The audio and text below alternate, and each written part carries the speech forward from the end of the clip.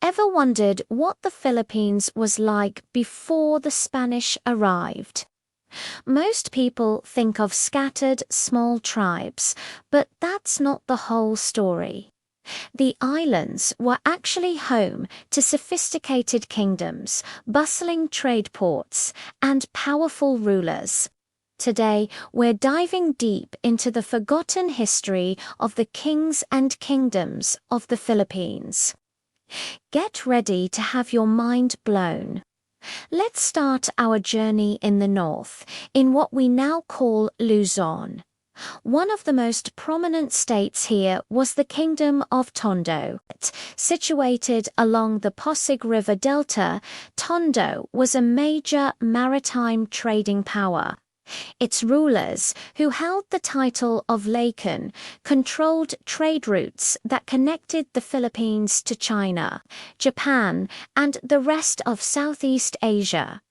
Imagine a bustling harbor filled with ships from all over the world, exchanging goods like silk, porcelain, and spices. The famous Laguna copperplate inscription, the earliest known written document found in the Philippines, actually mentions the Kingdom of Tondo and its ruler clearing a debt for a person named Namat. This artifact, dating back to 900 AD, proves that Tondo was a highly organized society with a complex legal and social system. The Lakan wasn't just a tribal chief. He was a monarch presiding over a thriving economic and political center. Just across the river from Tondo was another powerful entity, the Roganate of Manila. Ruled by a Raja, Manila was a fortified city-state heavily influenced by the Bruneian Empire. In fact, its rulers were often related to the Sultan of Brunei by blood or marriage. When the Spanish first arrived in the 16th century, they weren't met by simple villagers. They were met by Raja Suleiman, a fierce and strategic leader who commanded a well-armed force.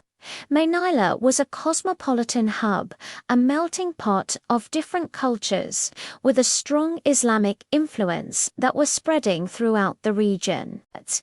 The battle between Raja Suleiman's forces and the Spanish conquistadors, led by Miguel López de Legazpi, was a pivotal moment in Philippine history, marking the beginning of a new colonial era for this once independent kingdom. Moving south to the Visayas, we find another fascinating and somewhat mysterious kingdom. The Roganate of Cebu. When Ferdinand Magellan arrived in 1521, he didn't just stumble upon an island. He encountered a prosperous port city ruled by Raja Humayun. Cebu was a major player in the interland trade network, with connections reaching as far as Siam and China. Raja Humabon was a powerful and respected ruler, commanding thousands of warriors. He was so influential that he was able to form an alliance with Magellan, agreeing to be baptized into Christianity along with his wife and many of his subjects. This alliance, however, led to the fateful Battle of Mactan. Magellan, trying to assert his new ally's authority, went to subdue a rival chieftain named Lapu-Lapu on the nearby island of Mactan. Lapu-Lapu, a formidable warrior and leader in his own right, refused to bow to foreign influence. The result was a stunning victory for the Mactan warriors and the death of Magellan. Lapu-Lapu is now celebrated as one of the first Filipino heroes for resisting foreign invasion. The Visayas was also home to a legendary confederation known as Ketetuan of Madias in Panay. According to local epics and oral traditions, Madias was founded by 10 datus, or chieftains, who fled from the collapsing Srivijayan Empire in Borneo. They purchased the lowlands of Panay from the native Ati people and established their own settlements.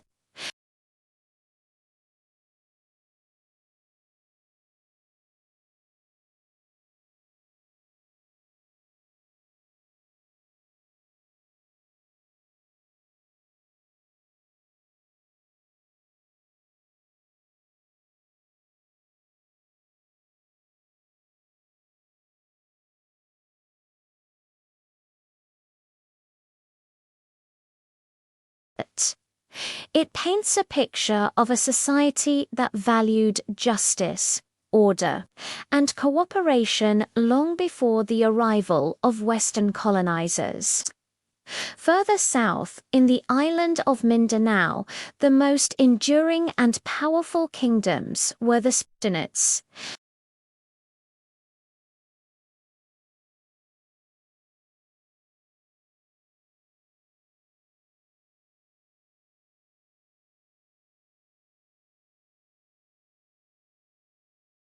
The people of Sulu, known as the Tausig, were expert sailors, fierce warriors, and shrewd traders. They controlled the vital trade routes for pearls, sea cucumbers, and other valuable marine products. The Sultan of Sulu commanded a powerful navy, known as the Lords of the Southern Seas, which for centuries resisted Spanish attempts at colonization. Their capital, Alo, was a vibrant, fortified city that impressed European visitors with its wealth and military strength. The Sultanate of Sulu had its own sophisticated legal system based on Islamic law and a rich cultural heritage that continues to thrive to this day. Another major power in Mindanao was the Sultanate of Maguindanao, centered around the fertile Cotabato Basin. This sultanate became a dominant force under the leadership of the legendary Sultan Kudarat in the 17th century. Sultan Kudarat was a brilliant military strategist and a charismatic leader who successfully united various clans and groups in Mindanao to resist Spanish encroachment. He declared a jihad, or holy war, against the Spanish invaders, and for decades he successfully defended his people's land and their Islamic faith. At its peak, his influence extended over almost the entire island of Mindanao. Sultan Kudarat is remembered as a national hero in the Philippines, a symbol of unwavering resistance and the fight for sovereignty. His legacy reminds us that the history of the Philippines is not just one of submission, but also one of fierce and proud independence. These are just a few examples of the many kingdoms and organized societies that flourished in the Philippines before 1521.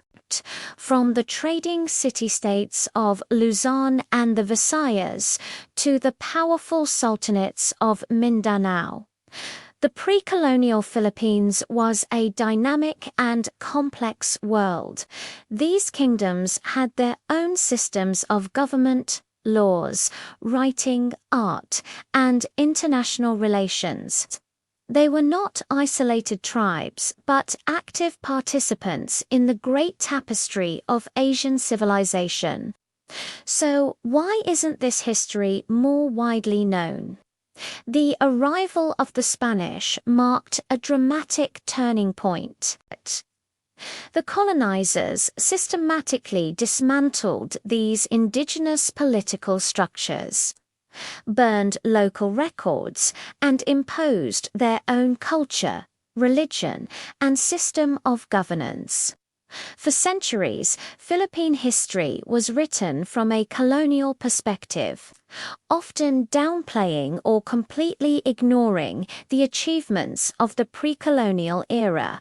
The stories of the Lacons, Rajas, and Sultans were pushed to the margins, replaced by a narrative that began with the discovery of the islands by Europeans. But today, historians, archaeologists, and Filipinos themselves are reclaiming this lost history.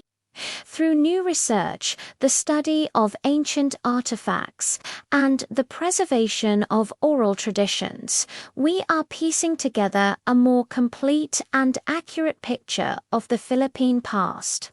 It's a history filled with powerful rulers, epic battles, thriving economies, and rich cultures. It's a heritage that shows a deep-rooted tradition of governance and sovereignty. Understanding this pre-colonial history is crucial. It changes how we see the Philippines and the Filipino people. It shows that the capacity for self-rule, for building complex societies, and for engaging with the world is not something that was imported from the West. It has been a part of the Filipino identity for more than 1,000 years. It's a legacy of strength, resilience, and a proud independence that continues to resonate today.